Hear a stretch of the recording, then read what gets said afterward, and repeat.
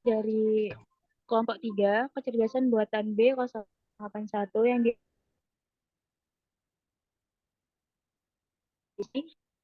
yaitu JSTN.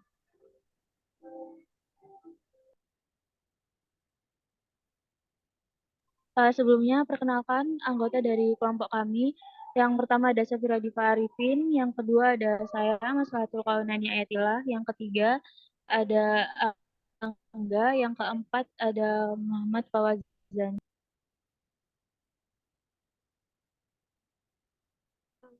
Jaringan syaraf tiruan atau neural network adalah suatu sistem pemrosesan informasi yang terinspirasi oleh sistem syaraf manusia. Jaringan syaraf tiruan dirancang untuk melakukan tugas-tugas pemrosesan informasi yang kompleks dengan mengimplementasikan prinsip-prinsip yang mirip dengan cara kerja otak manusia. Jaringan syaraf tiruan terdiri dari sejumlah besar unit pemrosesan sederhana yang disebut neuron. Setiap neuron menerima input, memprosesnya, dan mengirimkan output ke neuron lainnya. Koneksi antar neuron dalam jaringan syaraf tiruan memiliki bobot numerik yang menentukan seberapa pentingnya suatu input bagi neuron tersebut. Bobot-bobot ini dapat disesuaikan selama proses agar jaringan syaraf tiruan dapat mempelajari pola-pola yang ada dalam data yang diberikan. Algoritma. Tabel di bawah ini merupakan tabel perhitungan jaringan syaraf tiruan dengan gerbang logika N. Yang pertama, menentukan input atau masukan. Pada input X1, X2, dan X3, nilai yang dimasukkan merupakan nilai dari tabel kebenaran gerbang logika N 3 input. Nilai-nilai dari tabel kebenaran tersebut adalah sebagai berikut. Bisa dilihat pada tabel, jika ketiga input merupakan 1, maka output juga bernilai 1. Dan jika salah satu atau dua input adalah 0, maka output bernilai 0. Scroll ke bawah. Berikutnya bobot atau weight. Untuk menentukan weight, rumus yang digunakan pada JST gerbang logika N adalah W baru 1 sama dengan W1 ditambah error kali mu kali X1. W baru 2, W2 tambah error kali mu kali X2. W baru 3, W3 ditambah error kali mu kali X3. Namun, jika nilai error sama dengan 0, maka nilai W baru sama dengan W lama. Selanjutnya yaitu jumlah. Rumus untuk menentukan jumlah dalam perhitungan di atas adalah jumlah sama dengan X1 kali W1 ditambah X2 kali W2 ditambah X3 kali W3. T0 atau threshold. Threshold atau ambang batas adalah nilai yang digunakan dalam jaringan syaraf tiruan untuk menentukan apakah output dari sebuah neuron akan diaktifasi atau tidak. Jika nilai jumlah melebihi dari threshold, maka hasilnya adalah 1. Sebaliknya, jika nilai jumlah tidak melebihi threshold, maka hasilnya 0. Selanjutnya yaitu target atau output. Sama halnya dengan input, nilai yang dimasukkan pada output juga berdasarkan pada tabel kebenaran gerbang logika N. Scroll ke bawah. Yang terakhir yaitu error. Untuk menghitung nilai error, maka rumus yang digunakan adalah error sama dengan target dikurangi output threshold.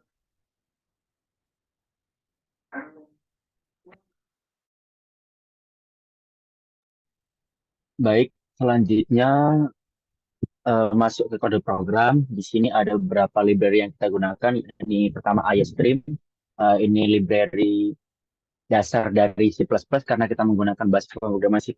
Kemudian iomanip, CSTDLIB, CTime, dan juga CMath. Oke, langsung saja masuk ke inti dari program kami. Pertama, kami definisikan dulu fungsi aktivasi. Fungsi aktivasi di sini digunakan untuk menentukan ambang batas dari program kami, yang mana nilai di sini akan bernilai kalau tidak 1 itu 0. Kemudian ke masuk ke kelas Di sini kami menamai kelas kami dengan kelas NN dengan beberapa variabel dengan tipe data double dan juga ada beberapa juga variabel yang bertipe data integer.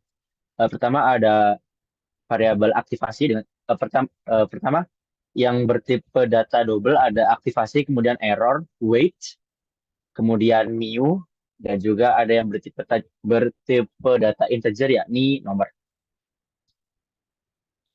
Pertama masuk ke konstruktornya terlebih dahulu. Di konstruktor ini itu ada srand, time sama time dalam kurung 0. Konstruktor di sini mendefinisikan tentang berat atau weight dari program kami dengan rumus weight I menggunakan array, kemudian static case double ran atau ran max untuk uh, memberi nilai random dengan rentan jarak antara 0 sampai 1. Kemudian masuk ke fungsi untuk menghitung output. Di sini menggunakan rumus aktivasi di sini menggunakan rumus yang dijelaskan tadi, yakni aktivasi sama dengan weight 0 tambah x1 di aktivasi sama dengan weight 0 ditambah x1 kali weight 1 ditambah x2 kali weight 2. Di sini weight 0 kenapa tidak dikalikan 1? Karena hasilnya akan sama saja. Kemudian kita return fungsi aktivasinya tadi untuk dengan parameter rumus aktivasi yang sudah kita masukkan tadi. Kemudian masuk ke fungsi selanjutnya, ini fungsi latih. Di fungsi ini digunakan untuk melatih data-data yang kita masukkan dengan mu 0,1, kemudian ada integer output dengan parameter x1 dan x2, kemudian untuk menentukan error kita menggunakan target min output. Kemudian bawahnya ada suatu kode untuk menampilkan tabel hasil dari apa yang kita lakukan tadi. Kemudian masuk ke di bawah ada if. If ini digunakan untuk menentukan error atau tidaknya suatu perhitungan tadi, di mana setiap perhitungan rumusnya sama, yakni weight berat kali mu kali error dikalikan x. Untuk weight 0 kenapa tidak ada x-nya? Karena ini dikalikan 1. Langsung masuk ke fungsi utamanya atau fungsi main. Di sini juga ada beberapa tipe data, yakni integer total sukses, kemudian double mu, integer max epoch, dan juga nn, yang mana nn ini merupakan konstruktor dari kelas nn tadi untuk memanggil isi dari kelas tersebut. Kemudian masuk ke input dan juga target outputnya. Di sini input menggunakan array dua dimensi, yaitu dengan array pertama berjumlah 4 dan juga array kedua berjumlah 2 yang akan bentuk matriks dengan sesuai dengan tabel, yakni 00, 01, 10 dan juga 11. Kemudian untuk target yang kita harapkan menggunakan array juga, array 4.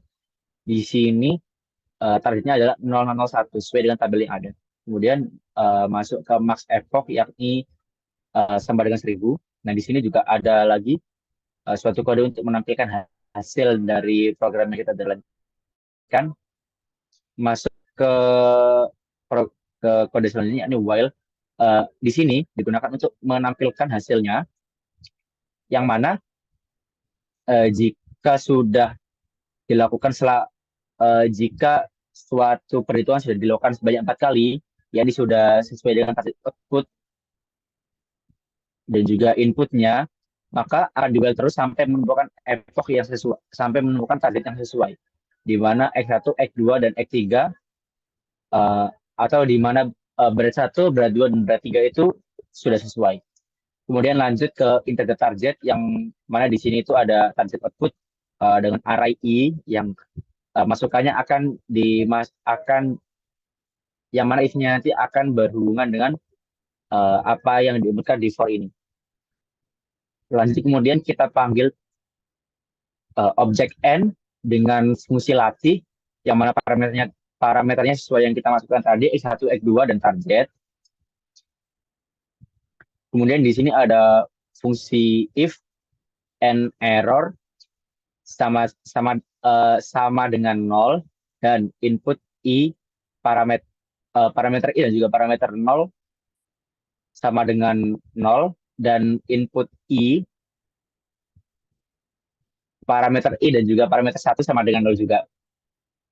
Jika tidak, maka total sukses akan bertambah, dan jika tidak juga, maka total sukses akan sama dengan 0. Kemudian di sini eh, sebuah kode untuk menampilkan hasil epoch terakhir, yang mana ini akan menjadi hasil akhir, kemudian NN akan selesai. Untuk contoh programnya akan dijelaskan oleh rekan saya. Pakai yang sini aja.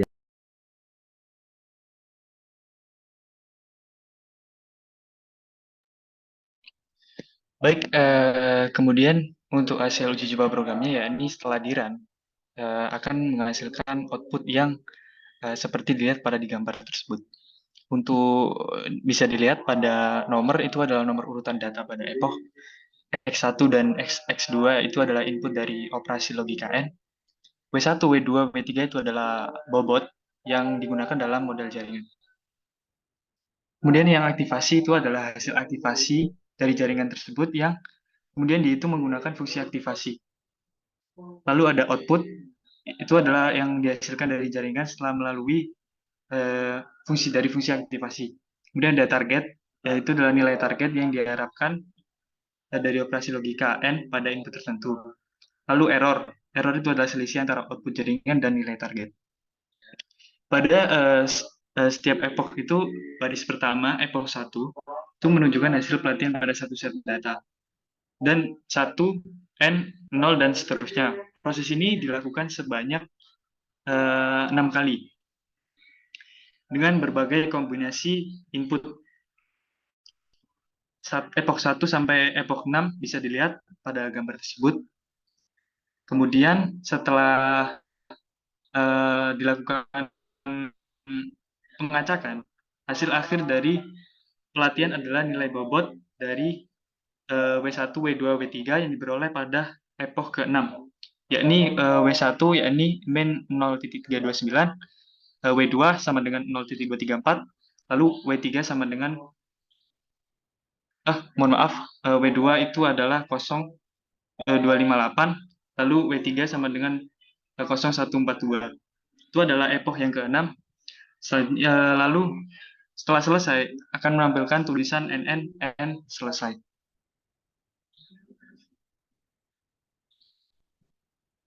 Kemudian akan dilanjut pada analisa dan bahasan.